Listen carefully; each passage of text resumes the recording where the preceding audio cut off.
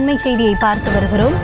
போலி பேராசிரியர் நியமன விவகாரம் தொடர்பாக பதிலளிக்க கால அவகாசம் கோரி தனியார் கல்லூரிகள் கோரியிருக்கின்றன. அண்ணா பல்கலைக்கழக நோட்டீஸிற்கு தனியார் கல்லூரிகள் பதிலளிக்க கால அவகாசம் கோரியிருப்பதாக அண்மை தகவலானது கிடைத்திருக்கிறது.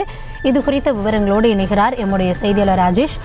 வணக்கம் ராஜேஷ், எப்போதைக்குள்ளாக அவர்கள் பதிலளிக்க கோரப்பட்டிருந்தது? இந்த நிலையில் எவ்வளவு காலம் அவகாசம் தனியார் கல்லூரிகள் தரப்பிலிருந்து கோரப்பட்டிருக்கிறது? தற்போதைய நிலவரம் என்ன?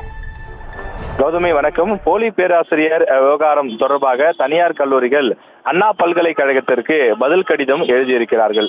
அதில் 90% கல்லூரிகள் பதிலளிக்க எங்களுக்கு கூடுதல் அவகாசம் வேண்டும் என கோரிக்கை விடுத்திருக்கிறார்கள்.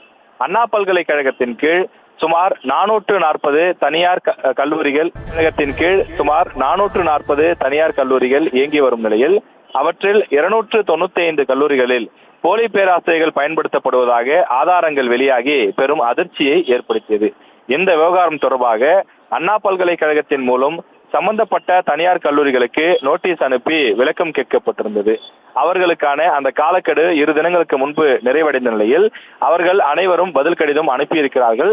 அதை பிரித்து பார்த்தபோது 90% கல்லூரிகள் ஒரே மாதிரியான பதிலைத்தான் அவர்கள் குறிப்பிட்டிருக்கிறார்கள். அதாவது எங்களுக்கு பதிலளிக்க இன்னும் 10 நாட்கள் அவகாசம் வேண்டும் என எழுதி குறிப்பிட்டிருக்கிறார்கள். இதனால் அண்ணா பல்கலைக்கழகம் தற்போது அந்த சம்பந்தப்பட்ட கல்லூரிகள் மேலே எந்த விதமான நடவடிக்கையும் எடுக்க முடியாத நிலைக்கு தள்ளப்பட்டிருக்கிறார்கள். ஒரு நேச்சுரல் ஜஸ்டிஸ் என்ற அடிப்படையிலே அவர்கள் கேட்கப்பட்டிருக்கக்கூடிய அந்த கால அவகாசம் அவர்களுக்கு கொடுக்கப்பட்டிருக்கிறது. எனவே இந்த 10 நாட்களில் அந்த தனியார் கல்லூரிகள் என்ன பதிலை கொடுக்கிறார்கள் என்பதை பொறுத்துத்தான் அவர்கள் மீதான நடவடிக்கை இருக்கும் என அண்ணா பல்கலைக்கழக அதிகாரிகள் நமக்கு விளக்கம் கொடுத்திருக்கிறார்கள். தற்போதைய விவரங்களுக்கு நன்றி ராஜேஷ்.